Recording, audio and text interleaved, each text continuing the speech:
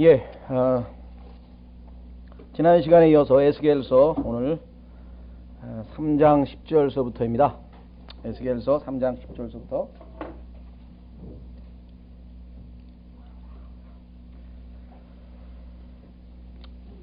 예, 하나님께서 에스겔에게 불러서 임무를 맡기시는 내용이 나오는데 참 임무가 상당히 당혹스럽습니다.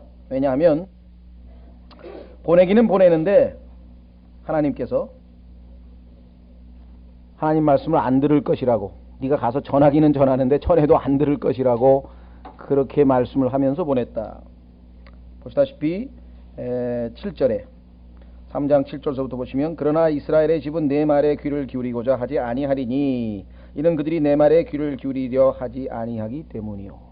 하나님께서 보낸 그 선지자의 말을 안 듣는다는 것은 곧 하나님 말을 안 듣는 것이다, 이렇게 얘기를 했습니다. 그렇죠? 여러 번에 걸쳐서 하나님께서 이런 말씀을 하셨는데, 예를 들면 모세에게 반역하는 것은 곧 하나님께 반역하는 거다, 이렇게 말씀하신 적이 있어요. 이것을 잘못 남용하면은 기존에 있는 많은 교회들이 목회자에게, 그죠? 목회자에게 도전하거나 이렇게 하면 그건 하나님을 대적하는 것이다, 이렇게 남용이 되는 경우가 있는데, 그것은 우리가 조심해야 됩니다. 그럴 경우도 있을지 모르지만 그것은 반드시 그가 하나님의 말씀대로 했는데도 불구하고 그것을, 하나님의 말씀을 어기고 그 말씀을 무시한 채 한다면 그건 많은 얘기지만, 반대로 목회자가 또는 목사라고 하는 사람이 하나님 말씀하고 반대되는 얘기를 하거나 하나님 말씀과 어긋나는 것을 가르쳤는데도 불구하고 그것을 또 가만히 둔다고 하는 것은 또 다른 하나님에 대한 반역이 된다는 것이죠. 그러니까 성경을 정확하게 파악해서 그가 하나님 말씀에 어긋나는 짓을 했을 때에는 과감하게 성경을 펴서 그에게 지적하고 그로 하여금 고칠 수 있는, 그가 인간이니까 고칠 수 있는 기회를 주고, 그렇지 않을 때에는 만천하의 많은 회중들 앞에 그의 죄가 드러날 수 있도록 하라고 분명하게 디모데전서, 디모데후서에 나와 있습니다. 근데 오늘날 보니까 이 무지한 회중들, 성경을 모르는 분들을 세워놓고 이 목회자가 아주 소위 말하면 무소불위의 아주 영적 권위를 막 휘둘러 가지고 사람들을 겁박하는 거죠, 막. 그죠? 하나님의 종을 갖다가 막 뭐라 그런다 그러면서, 하나님의 종 아니라 하나님의 종의 할아버지라도 하나님 말씀에 어긋나면 그건 아무것도 아니에요. 그건 하나님의 말씀을 전파한다는 그 전제하에 그가 하나님의 종이고 하나님의 사역자고 하는 거지, 하나님 말씀을 어긋나는데 그 사람은 이미 하나님의 반역자인데 그게 무슨 소리. 그걸 조심하셔야 됩니다. 그런데 일반 교회들에서는 성경을 도통 모르기 때문에 그 사람의 한 얘기가 맞는지 틀린지를 알 수가 없으니까 하는 대로 그냥 무조건 쫓아갈 수밖에 없죠. 명백하게 하나님 말씀에 너무나 어긋나는 일을 했는데도 그냥 다 넘어가는 것, 이거는 어떻게 보면 회중의 직무유기에 해당되는, 당연히 그 사람은 하나님의 일꾼인지, 성경에 보니까 마귀의 일꾼이 있거든요. 마귀의 일꾼이 자기가 하나님의 일꾼인 것처럼 사람들을 속여서 자신을 드러내고 자신이 하나님이 받으셔야 될 영광을 가로채는 경우가 아주 부지기수입니다. 근데 우리는 이조 시대에 어떤 그런 전통적인 것이 또 있죠. 그래서 군사부 일체 이래가지고 이 목회자를 갖다 마치 무슨 전혀 손댈 수 없는, 그죠? 예. 불가침에 무슨 성역이 있는 것처럼 그렇게 하는데 전혀 그렇지 않습니다. 한 형제에 불과한 것이고, 다만 그 사람이 권위를 존중받는 것은 하나님의 말씀을 증거했기 때문에 그 하나님의 말씀을 존중하기 위해서 그 사람을 존중하는 거죠. 하나님 말씀에 어긋나면은 아니라는 얘기인데, 여기에서는 왜냐하면 에스겔이 하나님의 말씀을 그대로 전하겠는데 그들이 네 말을 안 들을 것이다. 왜? 내 말을 이미 안 듣기로 작정했기 때문에. 그래서 하나님이 주신 권위로 인해서 지금 권위를 인정하는 것 뿐이죠. 우리가 이걸 조심하셔야 됩니다. 자, 그렇다고 해서 무조건 또 성경 가가지고 사실은 명확하지도 않은 것을 들이대가지고 이 사역자를 괴롭히는 경우도 또 많아요. 그건 또 있어서는 안 되는 얘기죠. 명백하게 누가 봐도 객관적으로 성경에 나와 있는데 하나님 말씀에 명백하게 어긋났을 때에는 그것은 지적받아야 되겠지만, 그렇지 않고 얼마든지 해석이 가능하고 얼마든지 융통성 있는 상황에서 그런 문제를 가지고 시비를 걸 때는 또 그 문제가 되는 겁니다. 자, 여기서는 지금 하나님께서 그렇게 말씀하시는데 뭐라고 하느냐, 이는 이스라엘의 온 집이 뻔뻔하고 마음이 완악하기 때문이라. 그러니까 뻔뻔하고 완악한 사람한테 다른 얘기도 아니고 하나님께서 너희를 심판하실 것이라고 지금 회개하는 그런 강력한 메시지를 전한다고 하는 것은 이게 쉬운 일이 아니기 때문에 하나님께서 그 반응, 이스라엘 백성들이 보일 그런 아주 뻔뻔스럽고 아주 완악한 반응 때문에 하나님의 선지자가 두려워할까봐 그를 강하게 해주시겠다는 약속과 함께 보내고 계시죠. 8절. 보라, 내가 내 얼굴을 강하게 하여 그들의 얼굴을 마주 대하게 하였고 내 이마를 강하게 하여 그들의 이마를 마주 대하게 하였도다. 내가 내 이마를 부싯돌보다 굳은 금강석 같게 하였으니 그들이 비록 반역하는 집이라 할지라도 그들을 두려워하지 말고 그들의 모습에 놀라지 말라 하시니라. 우리가 담대하게 복음을 못 전하는 경우에 거의 대부분은, 거의 100%는 아니겠지만요, 거의 대부분은 사람에 대한 두려움 때문에 그렇습니다. 야, 내가 이렇게 얘기하면 화내겠지. 이렇게 하면은 혹시 강하게 나오면 어떡하지? 이런 것들이 있죠.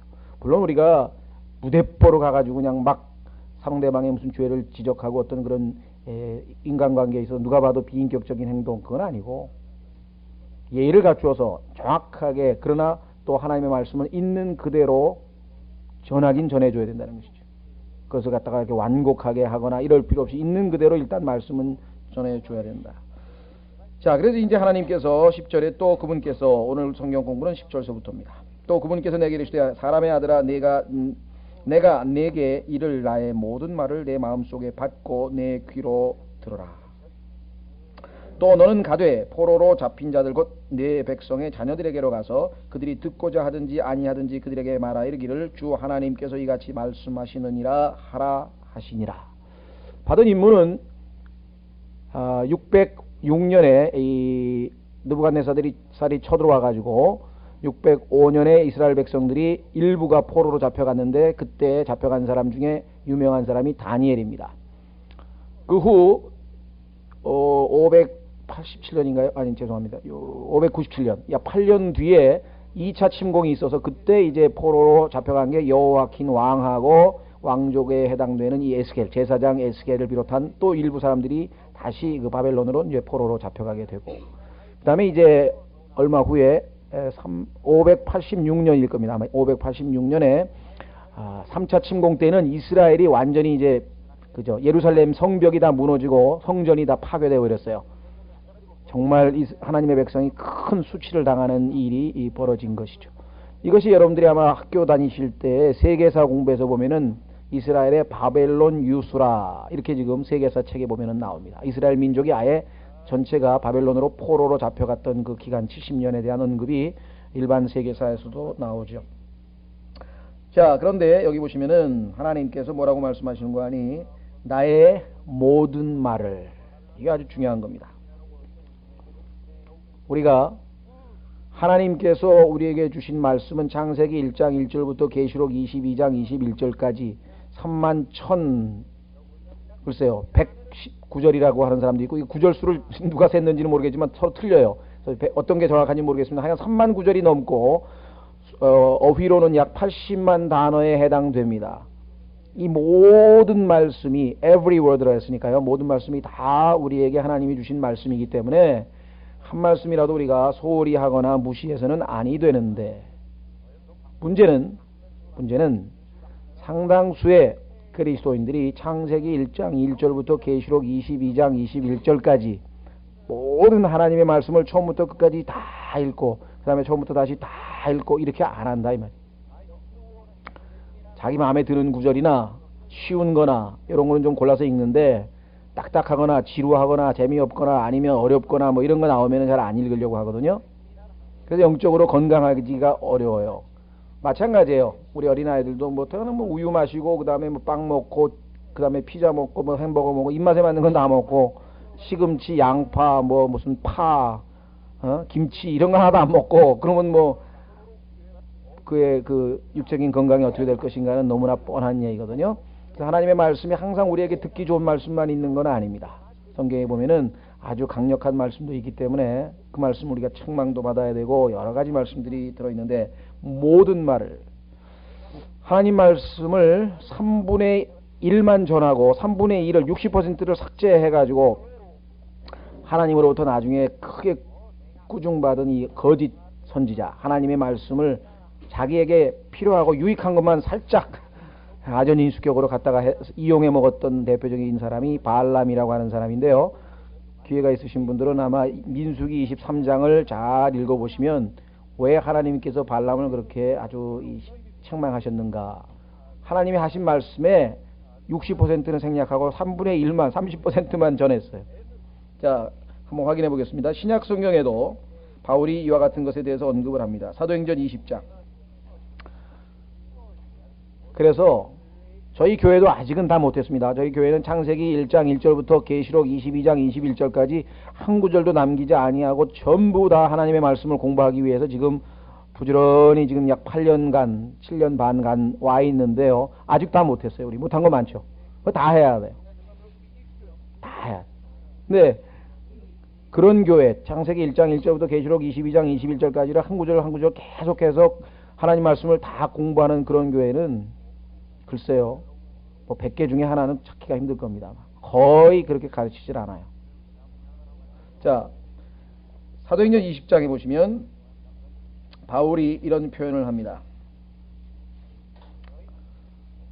바울이 이제 어쩌면 예루살렘에 올라가서 박해를 받아서 잘못하면 죽을 수도 있다, 그런 상황에 처해 있을 때 자기가 복음을 전해서 이 양육했던 그 교회의 장로들을 불러다가 서로 어쩌면 마지막이 될 수도 있는 그런 작별 인사를 할 때에 이와 같은 고백을 합니다. 한번 확인해 보겠습니다. 뭐 이 사도행전 20장에 보면은 전부 다 그 얘기인데요. 17절서부터 보겠습니다. 사도행전 20장 17절. 바울이 밀레도에서 사람을 에베소로 보내어 교회의 장로들을 부르니 그들이 오매 그가 이르되 아시아에 들어온 첫날부터 지금까지 그 모든 때에 내가 너희와 함께 어떻게 지내왔는지 너희가 알거니와 곧 온전히 겸손한 마음과 많은 눈물로 주를 섬기며 또 숨어서 나를 덮치고자 하는 유대인들의 시험을 받으면서도 주를 섬기고 너희에게 유익한 것은 무엇이든지 숨기지 아니하고 보여주며 공중 앞에서나 각 집에서나 너희를 가르치고. 자, 이 공중 앞에서나 각 집에서나, 이것이 성경에서 복음을 전파하는 하나님의 방법입니다. 하나는 퍼블릭 스피킹이고요. 이것은 우리가 길거리에서 복음을 외치는 것이고, 하나는 가가호호 방문하는 비지테이션이라고 하는데요. 집에 방문해서 계십니까? 어느 교회에서 나왔는데. 그래서 저희가 지금 이 비지테이션은 실천을 아직 잘 못하고 있는 이유는 이미 말씀드린 것처럼 이 여호와의 증인을 비롯한 하여간 그런 그 이방 종파들이 하도 많이 그런 걸 하다 보니까 요즘엔 집에 있으면 뭐 불교 절에서 나왔습니다 그런 사람도 있고요. 하여간 뭐 무슨 집 이게 두드리는 사람이 너무 많으니까 교회에서 나왔습니다 하는데 문 열어줄 생각을 안 해. 아예 교회 다녀요 그러든가 아니면 뭐 안 믿어요 뭐 하여간 그래서 아예 문을 안 열어주려고 하기 때문에 저희가 지금 가가호 방문은 잘 못합니다만은 미국 같은 경우에는 그게 먹혀 들어가는 것 같아요. 방문해도. 그래서 똑똑 들으면 뭐하러 오셨느냐, 이러이러한 교회에서 하나님 말씀을 좀 전해드리러 왔는데 혹시 시간이 되시면 한 10분 정도 말씀을 나눌 수 있겠느냐. 그럼 그 사람들 중에는 미국 사람들은 정직하니까, 정직하다기보다도 아주 직선적이니까 시간이 없어 싫다 그러면 가는 거고요. 다음에 또 오겠습니다 하든가 어떻게 뭐 딱 10분밖에 시간이 없으니까 뭐 짧게 하라든가 뭐 이렇게 얘기가 나오겠죠. 자, 어쨌거나 이 두 가지를 했는데 21절 유대인들과 그리스도인들에게 하나님을 향한 회개와 우리 주 예수 그리스도를 향한 믿음을 증거하였노라. 많은 사람들이 이것을 가지고 복음 전파가 교회가 해야 될 유일한 것처럼 생각하지만 사실 뒤에 가면 더 중요한 일도 또 있습니다. 여기 보시면 바울이 전한 것은 두 가지입니다. 하나님을 향한 회개와 두 번째는 우리 주 예수 그리스도를 향한 믿음. 오늘날 오직 믿음이 믿음에 대해서 지나치게 강조를 하는 경우 한 가지 중요한 것을 간과하고 있는데 그것은 뭐냐면 돌이킴이에요. 하나님을 향한 회개. 그것은 뭐냐면 하나님 앞에 자기가 죄인이라고 하는 것을 인정하는 거죠. 지금 현재 나의 상태와 나의 행동과 나의 생각과 나의 사고방식과 나의 가치관과 그것이 하나님과는 against, 하나님과는 다르다, 하나님과는 반대된다고 하는 사실을 인정하고 하나님께로 돌아서는 것이고, 그런데 그러한 더럽고 추하고 죄악이 가득하고 어리석고 하나님 보시기에 acceptable 하지 않지만 그 나의 모든 죄악들을 하나님께서 자신의 아들인 예수 그리스도에게 담당시키셔서 그분께서 십자가에서 못 박혀 죽으시고 장사되시고 부활하셔서 내 모든 받아야 될 죄의 대가가 예수 그리스도 안에서 다 해결되셨다는 그 하나님의 말씀을 듣고 예수 그리스도를 향한, 예수 그리스도를 이제 trust, 신뢰하겠다, 믿겠다라고 하는 결정을 내리는 것. 그러니까 회개와 믿음 이 두 가지는 쌍두마차예요. 하나만 가지고 될 수 없다는 거예요. 같은 사람은 회개했다 그러는데 회개라고 하는 것은 반드시 그 다음에 예수 그리스도를 향한 믿음이 전제되어야 된다. 두 가지.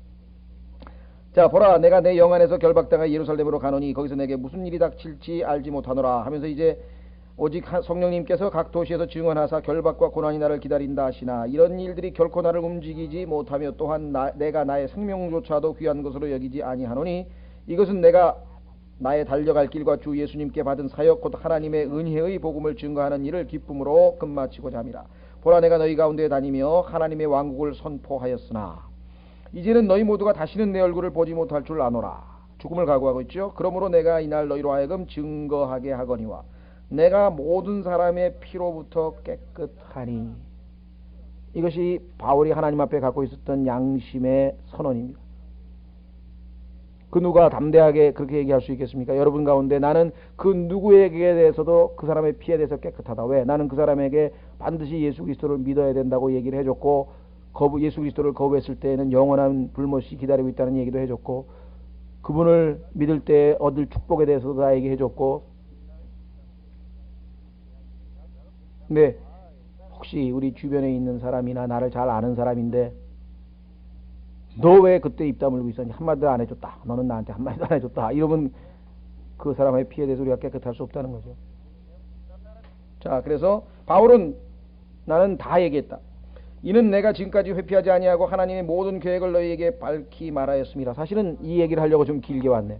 모든 계획, 아까도 하나님의 모든 말씀이라 그랬죠.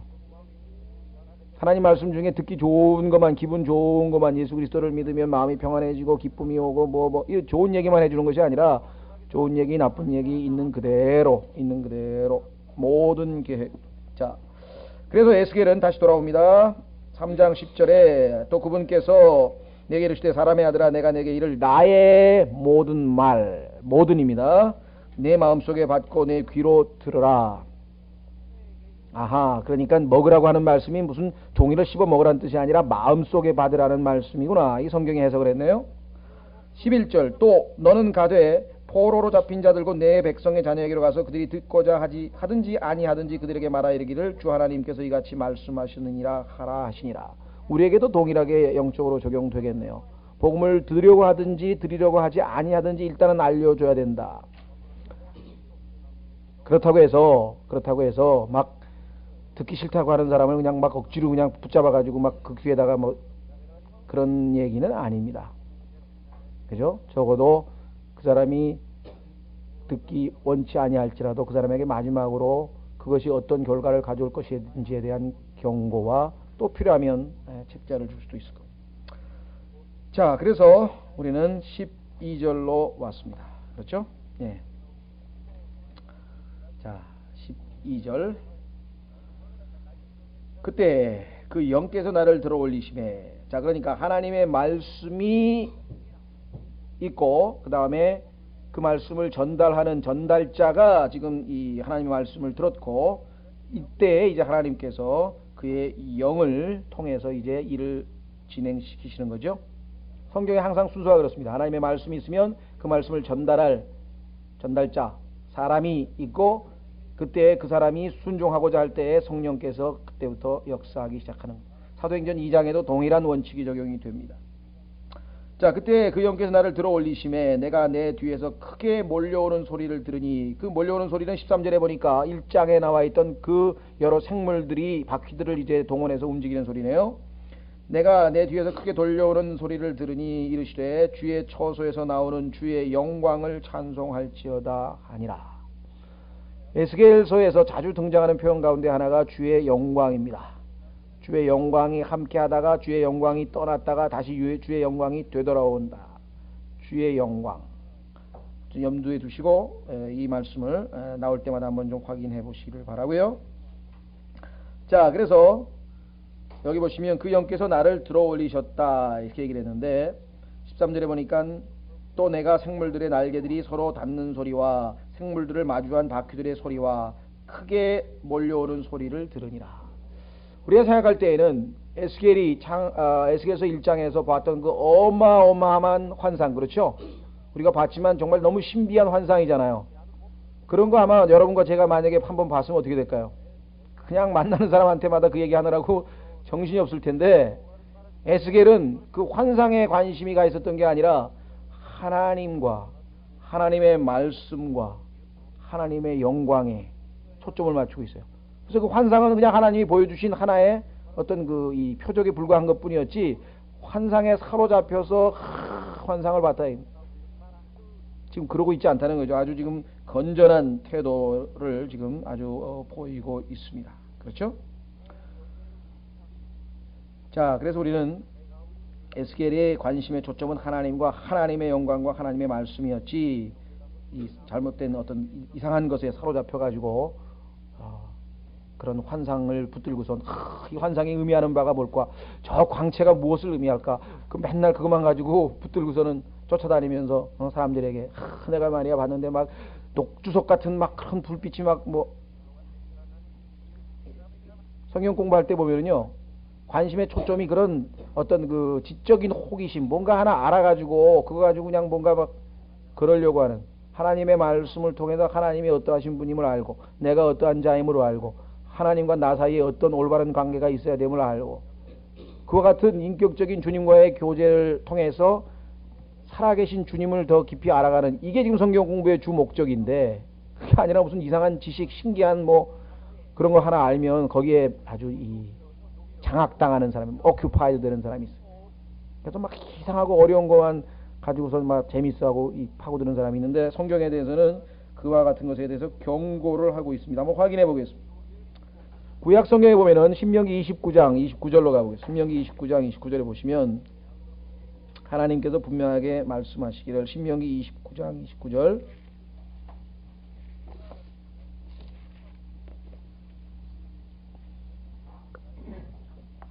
신명기 29장 29절에 신명기 29장 29절에 하나님께서 이렇게 말씀하셨습니다. 신명기 29장 29절, 은밀한 일들은 주 우리 하나님께 속하거니와. 그러니까 은밀한 일들을 자꾸만 파헤치려고 그러지 말아요. 야, 스랍하고 그룹하고, 야, 이게 어떤 게 다를까? 왜 스랍은 날개가 6개인데 그룹은 4개일까? 하나님께서 그까지만 가르쳐줬으면 그까지만 안 해도 더 이상 뭐 추측을 한다고 우리가 알겠어요? 아니면, 근데 뭐 그런 거에 관심 있는 사람이 있다. 그런데 성경에 보니까 은밀한 일은 주 하나님께 속하니거니와 계시된 일들은 영원토록 우리와 우리 자손들에게 속하나니. 하나님께서 성경에 계시해 주신 그것, 계시라고 하는 것은 여러분들 그 동상 그런 개막식 있죠. 그런데 가면은 동상을 이제 이렇게 포자기로 이렇게 덮어놨잖아요. 그 다음에 이제 거기 유명한 인사들이 쫙 가면은 초청 인사가 이렇게 줄을 착 잡아당기면은 그 커튼이 착 내려오면서, 막이 내려오면서 그 작품이 뭐 동상이 됐던 무슨 뭐 이 간판이 됐던 뭐가 하여가 쫙 나타나잖아요. 그렇죠? 그러니까 벗긴다는 의미예요. 그러니까 하나님께서 잡아 당겨서 벗겨준 거는 우리가 보고 알지만, 아, 이게 바로 이 동상이었구나, 뭐 이순신 동상이었구나. 근데 그걸 덮어놓은 상태에 있는 거를, 은밀한 거를, 그거를 상상을 해가지고 저 안에 뭐가 들었을까? 이거 왜 그러고 있냐 이 말이에요. 아주 그 쓸데없는 일에 관심 있는 사람들이 너무 많은데요. 그거 조심하셔야 돼요. 자, 히브리서 13장 9절에도 나와 있습니다. 신약 성경에도 그 문제에 대해서 언급을 하고 있습니다. 히브리서 13장 9절. 성경은 호기심 천국이 아니에요. 호기심 가지고 맨날 자, 히브리서 13장 9절 보시면은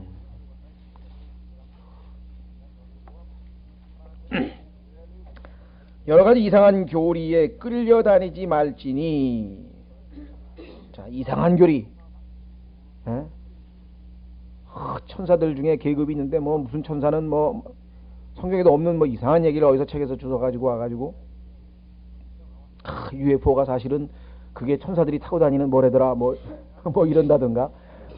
그게 뭐 그런 어떤 이 성경에 하나님께서 밝히 계시하지 않은 일을 가지고 이상한 교리에 끌려다니지 말지니 이는 은혜로 마음을 굳게 함이 선한 일이요 음식으로 할 것이 아니기 때문이라. 이 음식은 바로 앞에 나와 있는 이상한 교리를 얘기하는 겁니다. 하나님의 말씀을 성경에서는 음식에 비유했는데, 자, 음식에 전념하는 자들에게 음식이 유익을 끼치지 못하였느니라. 이 전념한다고 하는 말은 장악당했다는 얘기인데, occupied란 말인데요. 전쟁에 가면은 적군이 어느 도시를 점령할 때 쓰는 말인데, 마음이 하나님의 은혜로 점령을 당해서 하나님의 말씀을 듣고 하나님의 은혜가 넘쳐나야 되는데, 그게 아니라 그 이상한 교리, 호기심, 그것에 딱 사로잡혀가지고 그게 궁금한, 그것만 어떻게 파고들려고 하는 그런 지적 호기심을 경계하라고 성경에서 분명하게 말씀을 했습니다. 그렇기 때문에 에스겔은 그야말로 그 환상에 대해서 그것이 뭔가를 뭐 고민하거나 뭐 이러지 않았어요. 하나님이 가르쳐 주시면 가르쳐 주시고 안 가르쳐 주시면 안 가르쳐 주시고 거기서 끝난 거죠. 예. 자, 다시 에스겔서 3장으로 돌아오셔서 그 영께서 나를 들어 올리셨다. 성경에 보면은 영이 사람을 들어 올린 기록이 성경에 여러 번 나옵니다. 잘 아시는 엘리야를 하나님께서 들어 올리셔가지고 하늘나라로 데려가신 사건이 있고요. 사도행전 8장에 보면은 빌립이 이디오피아 내시에게 복음을 열심히 전해서 그 이디오피아 내시가 복음을 받아들였죠. 그래서 아프리카에서 유일하게 이티오피아가 기독교 국가로 남아 있게 된, 형식적으로는 그런 역사적 배경이 있는데, 임무가 다 끝나고 나니까 하나님의 영이 빌립을 들어가지고 딴 데로 데리고 갔다고 성경에 기록도 있고, 계시록 1장 10절에도 보면은 역시 요한도 하나님께서 영으로 들어 올려서 데리고 갔다. 4장에도 보면은 휴거, 하늘로 데리고 갔죠. 요한을 하나님께서. 이런 기록들이 성경에 한 대여섯 번 나옵니다. 제일 놀라운 것은 고린도 후서에서 셋째 하늘, 하나님께서 계신 그 셋째 하늘까지 갔다가 온 사람이 하나 등장하죠. 그렇죠? 예. 자, 그래서 성경에 보니까 하나님께서는 필요에 따라서는 초자연적인 방법으로 얼마든지 이와 같은 역사를 하실 수가 있다. 이 자연과학자들은요, 이 우주를 폐쇄 체계라고 합니다. 이 closed system이라고 하는데, 그 얘기는 뭐냐면 이 우주는 외부에서 어떤 에너지나 어떤 뭐가 공급되지 아니하고 있는 자체로 그대로 폐쇄되어 있다, 이렇게 생각을 해요. 그래서 진화고 뭐고 모든 게 다 자연 발생으로 된다. 자연 발생. 하나님께서 정하신 그 메커니즘에 따라 이 우주가 해가 뜨고 해가 지고 이게 하나님이 운행하시기 때문에 다 그렇게는 돼요.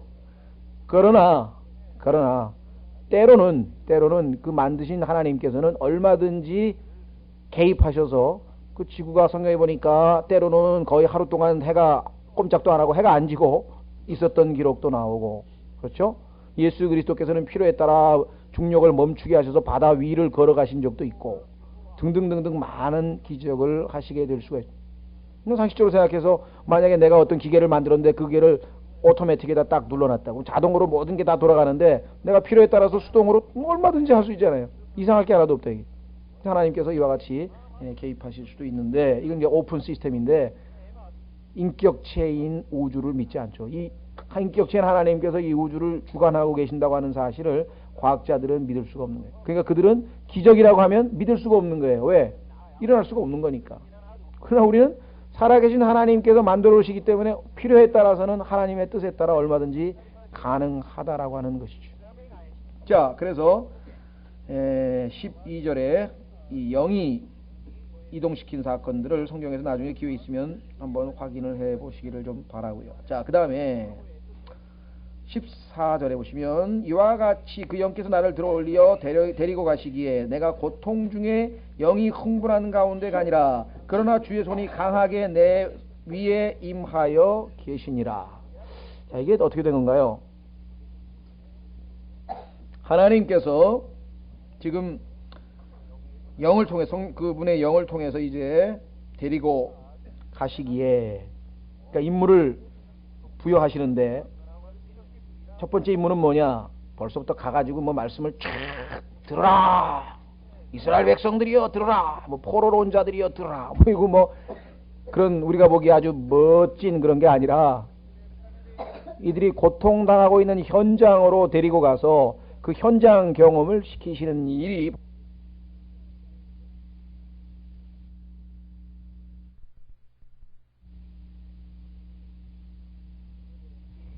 5절에 나와 있습니다. 그렇죠? 15절에 그때 내가 텔아비브에 이르러 그 포로된 자들 곧 그발강가에 거하는 자들에게 나아가. 그래서 주의 손이 그를 데리고 거기까지 이제 데리고 갔어요. 그런데 한 가지 여기 짚고 넘어갈 것이 뭐냐? 고통 중에, 이 고통이란 말, 이 비터니스라고 하는 말은요, 사실은 고통도 고통인데요, 씁쓸하다는 얘기니까 보통 성경에서 이것을 쓴뿌리라고 옛날 성경에는 번역해 쓴뿌리. 마음에 뭔가 기분이 안 좋고, 그죠? 쓰다 이거죠. 달지 않고요. 마음이 달콤하고 아주 편한 게 아니라 이게 뭔가 아주 고통스럽고 뭔가 약간 기분이 안 좋고 막, 왜 그랬을까요? 하나님께서 시키신 일이 이게 즐거운 일이 아니거든요. 왜? 그 내용을 보니까 3장에 나와 있었죠. 한번 보십시오. 2장 맨 끝에 보니까 하나님께서 자기에게 시키신 일의 내용이 보니까 애가와 애곡과 재앙의 말씀이 기록되어 있다면, 그럼 이 사람들한테 가서 애곡과 재앙의 말씀을 선포해야 되는데, 거기다 하나님께서는 그 얘기를 해봐야 안 들을 거고 화도 낼 거고 막, 야, 이게 뭔가 벌써 참 마음이 지금 편치 않은 상태죠. 그렇죠? 그 다음에 영이 흥분한 가운데, 이것도 아마 문맥이 같은 것 같아요. 이 한글 킹잼 성경에서는 영이 화가 났다고 지금 번역을 했는데, 그건 조금 지나친 의역인 것 같고요. 이 히트 된다면 우리가 좀 얼굴이 벌겋게 달아오르는 거니까 좀 그렇죠. 굉장히 지금 너무나 긴장된 상태에서 마음은 불편하고, 그러나 하나님이 임무는 부여하셨고 지금 하나님께서 이제 영을 통해서 지금 데려가고 있는 상황이다. 그러나 하나님께서는요, 우리의 그런 감정이나 우리의 느낌이나 우리의 그와 같은 것을 하나님의 임무를 수행하는데 크게 고려하시지 않습니다. 그렇기 때문에 맨 끝에 보니까 뭐라고 되어 있습니까? 그러나 주의 손이 강하게 내 위에 임하여 계시니라. 우리가 하나님의 일을 할 때에는 너무 기뻐서 즐겁게 하는 일도 물론 있습니다. 그렇죠? 하나님 말씀을 가르칠 때라든가 또 형제자매들과 뭐 복음을 전한다든가 여러 가지 즐겁고 기쁘게 할 수도 있는 일이 있지만, 그렇지 않고 참 하기 싫고 기분도 안 나고 괜히 이거 했다가 내가 욕이나 먹지 않을까 생각도 들 수도 있고, 이런 임무가 부여된 경우에도 자기의 감정이나 느낌에 따라 행동하는 게 아니라 하나님의 역사하심에 따라 해야 된다는 사실을 오늘 이 에스겔의 케이스를 통해서 우리가 배울 수가 있겠죠. 그렇죠? 예. 자, 그래서 여기 보면은 바울도 늘 자기의 육체를 절제하고 그 다음에 자기 자신을 부인하면서 하나님의 일을 한 거지, 무슨 느낌이 와가지고 하나님 이걸 시키는구나 그래서 무슨 이 어떤 그런 이 일반적으로 오해하는 것처럼 그런 상황에서 한 것이 아니라는 거죠. 하나님의 기록된 말씀이 명백하나 내 느낌이나 내 마음 상태나 이 모든 것이 그것을 감당하기 어렵다 할지라도 또 거부감이 생기다 할지라도 주님의 명령이기 때문에 순종하는 어떤 willing mind를 가지고 있으면 하나님의 역사하시죠. 성령께서 지금 주의 손이 위에 임하셔서 역사하고 있는 모습을 지금 보게 됩니다. 그래서 순종하는 마음, 하나님께서 원하는 그거 하나뿐이. 자, 그래서 이제 15절로 갑니다. 드디어 이제 그때 내가 텔아비브에, 지금 텔아비브 조심하셔야 됩니다. 왜냐하면 이스라엘의 수도 중에 요즘은 이제 이스라엘이 아마 이 예루살렘으로 수도를 옮겼을 거예요. 그 예루살렘 국회가 지금 예루살렘의 크세넷이라고 하나요? 하여간 이스라엘 국회가 지금 이쪽으로 옮겨서 이 예루살렘 회복 이후에 수도를 옮긴 것으로 제가 알고 있는데, 그 전에는 이 텔아비브라고 해가지고 저쪽 바닷가 있죠. 이 지중해 쪽에 있는 그런 항구 도시 중에 이스라엘의 수도가 있었습니다. 근데 그거 얘기하는 게 아니고요. 지금 이거는 바벨론, 지금 이라크에 있는 도시 이름인데 발음이 비슷하다 보니까 이 텔아비브가 그 텔아비브로 오해하시는 분들이 있어요. 옛날에 신문에서 자꾸 보셨기 때문에 그 얘기 아니고요. 자, 그 포로된 자들 곧 그발 강가에 거하는 자들에게 나아가, 지금 이라크에 있는 그 유프라테스 강에서 북쪽 100마일 정도라고 하는데요. 그들이 앉은 곳에 앉고 거기서 그들 가운데서 놀란 상태로 이레를 지내니라. 그 이레의 끝에 주의 말씀이 내게 임하니라. 일주일간을 그들이 포로 생활에서 고통스러워하는 모습을 직접 체험했다. 이게 아주 중요한 것이죠. 그들이 앉은 곳에 앉고, 우리가 같은 처지가 되어보지 않고는 사실 참 어렵죠. 예수 그리스도께서 이 땅에 오셨을 때 인간의 모습으로 오실 수밖에 없는 것은, 인간으로도 이 땅에서 살아봐야 인간의 애환도 알고, 인간의 감정도 알고, 인간의 어떤 배신당했을 때 느낌도 알고, 나약할 때, 배고플 때, 이건 모든 걸 다 지금 주님께서 체험하신 것처럼 하나님께서도 지금 이 이스라엘 백성들의 이런 포로된 비참한 상황을 지금 이 선지자에게 체험토록 그렇게 지금 기회를 주신 거죠. 그렇죠? 예. 다음 주 아마 모르겠네요. 이번 다음 주에는요. 저희가 수요일 날 설날이죠. 설날에서 우리가 모이기는 힘들 것 같고, 목요일 날 시간 되는 사람 분만 오셔서 그냥 말씀을 생략하고 그냥 기도만 할까 지금 생각 중인데, 137편이 사실은 원래 우리 시편 공부할 차례인데 그것이 바로 이 에스겔 당시의 포로들의 모습입니다. 한번 확인해 보겠습니다. 시편 137편.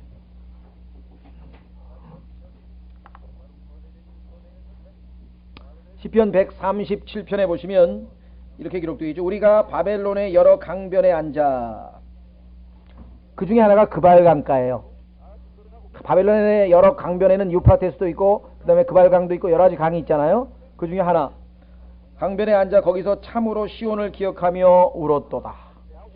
그렇죠. 고향 생각이 나는 거죠. 옛날에 우리나라에 박경리 씨의 그 토지에 나오는 것처럼 북간도에 쫓겨가가지고 거기서 고향 생각하는 거나 비슷하겠죠. 우리가 그 한가운데 있는 버드나무에 우리의 하프들을 걸었나니, 이는 우리를 포로로 끌어간 자들이 거기서 우리에게 노래를 요구하며, 우리를 피폐하게 한 자들이 우리에게 희락을 요구하여 이르기를, 우리를 위하여 시온의 노래들 가운데 하나를 노래하라 하였음이로다. 지금 그럴 기분이 아니죠. 그렇죠? 지금 즐겁게 지금 무슨 노래해야 될 때가 아니잖아요.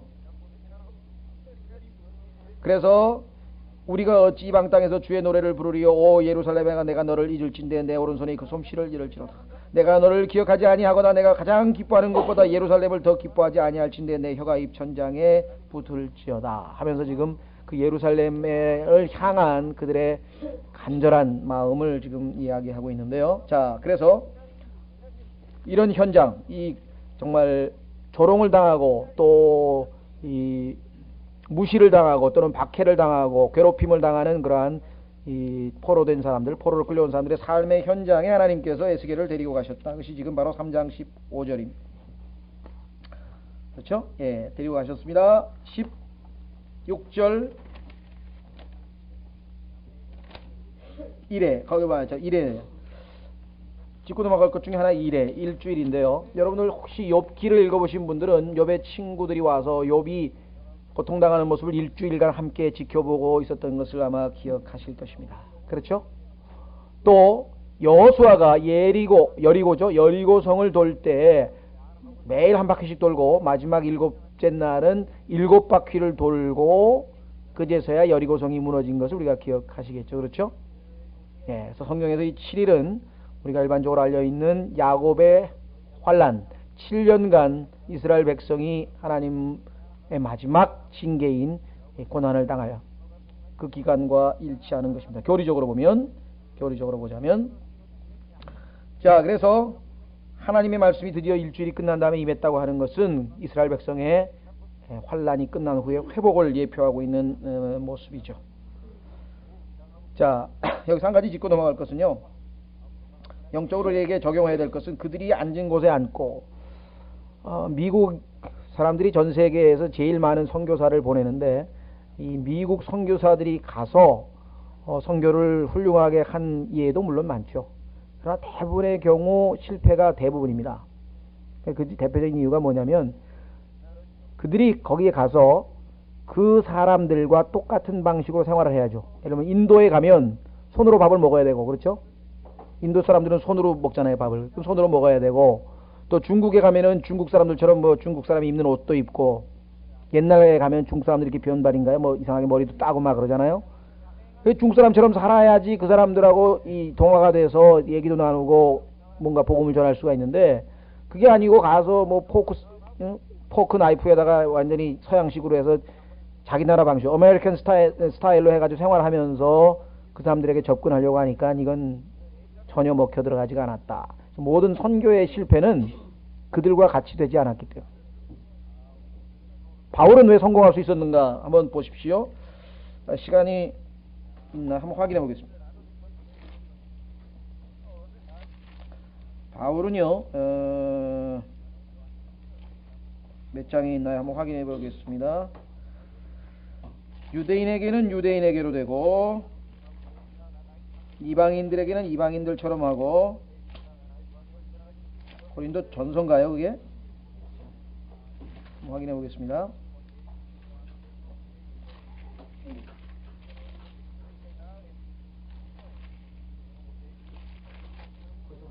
예? 9장 20절. 예, 그러네요. 고린도전서 9장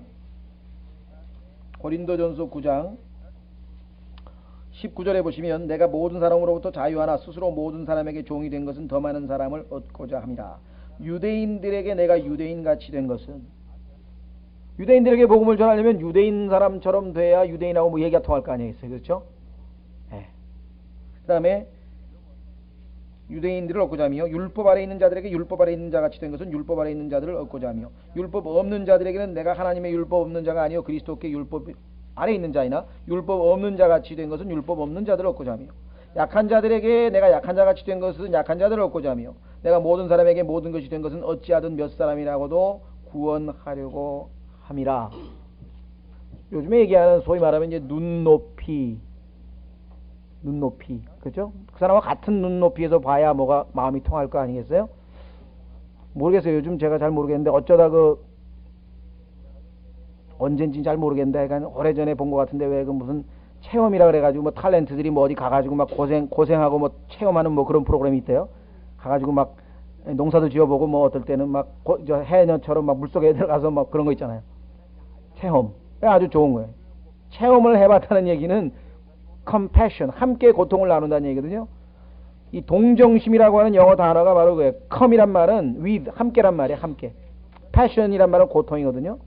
함께 고통을 느끼는 거, 그게 동정심을 갖는 거예요. 그 사람을 위로하는 거. 그래서 하나님께서 우리에게 고난을 많이 허락하시는 이유가 뭐냐? 그 고난 중에 하나님으로부터 위로를 받은 다음에 동일한 고난을 당한 사람을 가서 위로할 수 있게끔. 그렇죠? 여기 보면 뭐 사업이 망해보신 분이 많이 계신 것 같은데 사업이 망한 사람이 가가지고 그 사람한테 가서 사업 망한, 야, 나도 망해봤는데 하고 뭐 얘기가 해야 그 사람이 듣지. 자기는 망해본 적도 없이 승승장구했는데 가가지고 위로하면 건, 그렇죠? 뭐 아픈 사람이, 그 병을 알아본 사람은 그 병 앓은 사람한테 가서 할 말이 있을 거고, 그렇죠? 배신을 당한 사람은 배신 당한 사람한테 가서 위로할 수 있을 거고. 자, 그래서 이 간단한 말씀이지만 에스겔서에서 하나님께서 왜 이 사역자에게 이와 같은 체험을 허락하셨을까? 이 사람들에게 말씀을 전하려면 이 사람의 처지가 충분히 이해가 돼야 말씀을 전할 거 아니겠느냐. 아주 중요한 원칙이 여기 하나 나왔습니다. 그렇죠? 자, 그 다음에 거기서 그들 가운데 놀란 상태로 이래를 지내느냐. 왜 놀란 상태겠습니까? 그들의 그 비참한 모습, 참으로 비참하겠죠? 놀랍죠? 예. 자, 16절 아까 했죠? 그 일의 끝에 주의 말씀이 내게 임하니라. 이르시되 17절 사람의 아들아 내가 너를 이스라엘 집에게 파수꾼으로 세웠나니. 군대로 치면 보초를 세웠대게, 보초. 그러므로 너는 내 입에서 나오는 말을 듣고 내가 주는 경고를 그들에게 줄지니라. 파수꾼의 하는 임무 중에 하나는 적이 쳐들어오는가 안 쳐들어오는가 잘 지켜보고 있다가 쳐들어오면 뭐예요? 얼람을 누르는 거죠. 비상벨을 눌러야 되잖아요. 왔다! 그죠? 비상벨을 눌러야 된다면. 근데 보초가 뭐 졸거나 아니면 뭐 왔는데 눈 안 뜨고 있다가 싹 침투당해가지고 나중에 다 발칵 나면 이건 완전히 파수꾼으로서는 아주 제로죠. 군대에서는 아주 이건 뭐 이 보초야말로 아이간 전쟁에서 승리하는데 가장 중요한 거 아니에요? 경계. 자, 근데 그 경계하는 사람으로 이 에스겔을 하나님이 세우셨다. 그러므로 너는 내 입에서 나오는 말을 듣고 내가 주는 경고를 그들에게 줄지니라. 가령 내가 사악한 자에게 말하기를 내가 반드시 죽으리라 할 때에 내가 그에게 경고를 주지 아니하거나 그 사악한 자에게 말로 경고하여 그의 사악한 길에서 떠나 그의 생명을 구원하게 하지 아니하면 그 사악한 자는 자기 불법 가운데서 죽으려니와 내가 그의 피를 내 손에서 요구하리라. 이게 엄미한 말씀입니다. 그렇죠? 두려운 말씀이죠. 알려줘야 되는데 사실 우리 그리스도인들도 이게 보통 심각한 일이 아니거든요. 예수 그리스도를 받아들이지 아니하면 그가 영원한 불못에 갈 수밖에 없다. 지옥에 갈 수밖에 없다는 사실을 아는데 그 얘기를 안 해주면 어떻게 되는 거예요?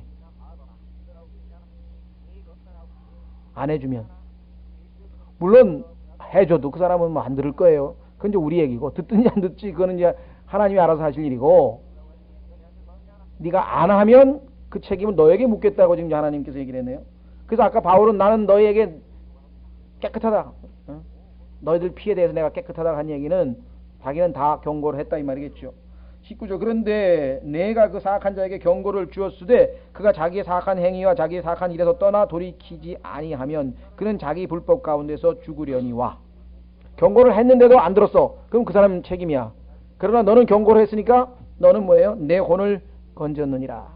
넌 산다. 넌 안 죽는다. 20절 또한 의로운 자가 자기 의에서 돌이켜 불법을 행할 때에는 의롭게 정의롭게 하나님 앞에 올바르게 살다가 불법을 행하는 거예요. 죄를 짓는 거예요. 그때 내가 그 앞에 걸려 넘어지게 하는 것을 두리니 그가 죽을 것이니라.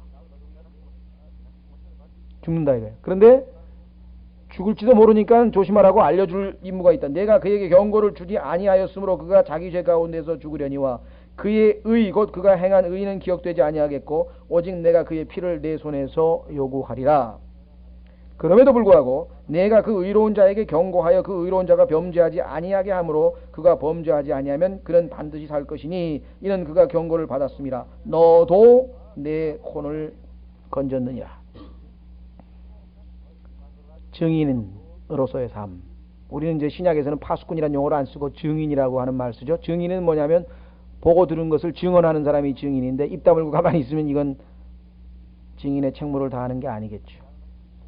자, 여러분과 제가 알고 있는 보고 들은 것, 예수 그리스도를 통해서 하나님께서 모든 인류의 죄를 예수 그리스도의 십자가에서 다 도말하시고 그분이 장사되고 부활하셔서 그 부활하신 구세주를 예수 그리스도를 구세주로 받아들이면 그의 죽으심을 나의 죽으심으로 하나님께서 간주하시고 그의 부활을 나의 부활로 간주하셔서 우리로 하나님 자녀가 되게 하시고 영원한 생명을 주시고 등등등등. 그 중에 이제 경고에 해당되는 것은 그러나 이 아들을 이 예수 그리스도를 거부할 때에는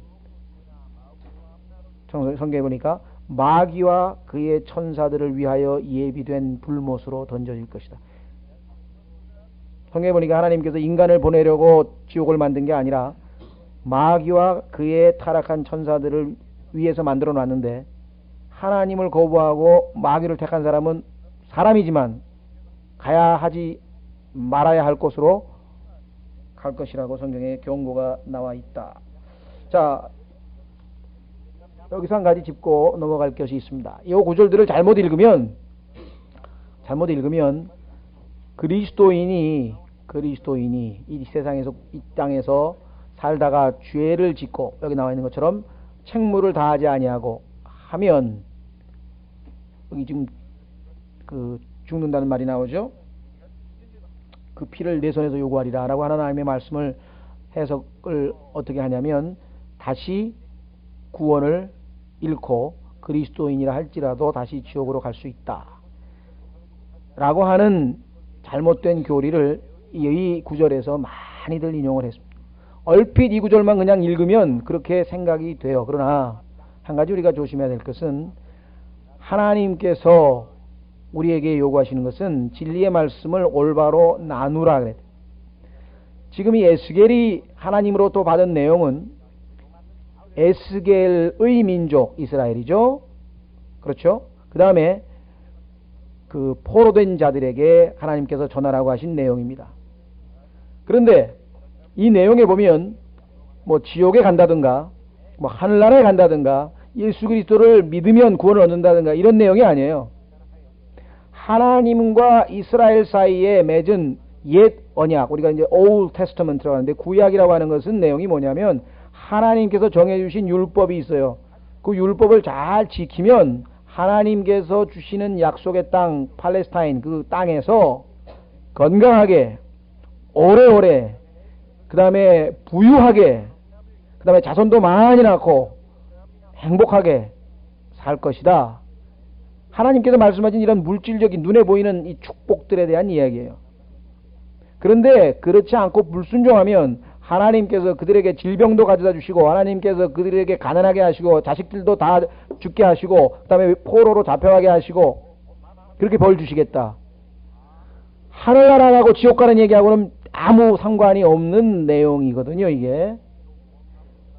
그러나 하나님께서 신약 시대에 신약 경륜이라고 하죠. 이 디스펜세이션이라고 하면 하나님께서는 구약의 사람들을 다루시는 경영 방침이 있어요. 운영하시는 방침이 있고. 그런데 이스라엘은 거기에서 실패를 했어요. 하나님께서 새로운 언약, 다시 말해서 뉴 테스터먼트인데 신약 경륜이란 말은 이제 디스펜세이션이란 말은 쉽게 얘기하면 경영 방침이에요. 이제 하나님께서 인간은 신약 시대의 사람들과는 다루시는 인간을 다루시는 방법을 바꿨어요. 그것은 뭐냐? 아무리 해도 인간의 죄성은 그렇죠? 하나님의 율법을 지킬 수 있는 자가 아니기 때문에 하나님께서는 인간의 모든 죄를 그 죄로 인해서 담당해야 될 죄값을 자신이 인간의 모습으로 직접 오셔서 이 땅에서 다 담당한 다음에 이제는 하나님께서 한 가지만 요구하시는 거였어요. 하나님께 대한 회개와 예수 그리스도에 대한 믿음을 통해서 구원을 거저 주시겠다라고 하는 얘기고, 그 구원의 축복의 내용 중에는 영원한 생명과 하늘나라로 가는 것과 하나님과 영원히 함께 사는 것과 천년왕국에서 왕으로 통치하는 것과 등등등등 이렇게 많이 있다. 이 얘기하고는 아무 상관이 없다는 얘기예요. 무슨 말 이해하시겠습니까? 네. 과거에 우리가 오해했던 것 중에 하나는 이 구약에는 하나님께 율법을 지켜야 한다는 것은 맞는 얘기인데, 그렇게 하면 마치 혼이 구원받아서 하늘나라에 가는 것처럼 거기다가 잘못 연결을 시켰기 때문에 우리가 오해를 살 만한 그런 잘못된 가르침을 했었던 적이 있어요. 그래서 구약에 보면 하나님의 약속이 그게 아니에요. 오늘 조심하셔야 됩니다. 그래서 올바로 나누어서 구약시대의 하나님과 인간과의 관계에서 조건과 결과, 신약시대의 하나님과 인간과 관계에서 조건과 결과, 이걸 잘 아셔야 되기 때문에 이 구절을 갑자기 뽑아다가 신약시대의 그리스도인들에게다가 적용해가지고 뭐 구원을 다시 잃어버린다, 하나님이 뭐 벌을 주신다, 이렇게 적용할 수는 없다. 이걸 조심하셔야 되겠다는 것이죠. 예, 그래서 하나님께서 rightly dividing, 올바로 나누어서 봐야 한다. 그렇죠? 늘 말씀드립니다마는 부모님이 자기 집에서 규칙을 정해놨는데, 예? 미성년자에게는 예를 들면 뭐 10시 이전에 귀가하도록 법을 정해놓고, 그 다음에 성년 어른에게는 귀가 시간에 대해서는 자유를 부여했다, 이 말이죠.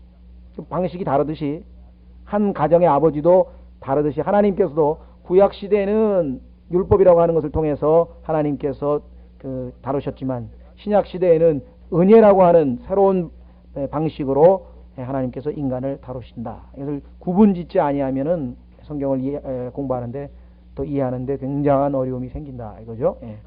좀 쉬셨다가 이제 22절부터 하겠습니다.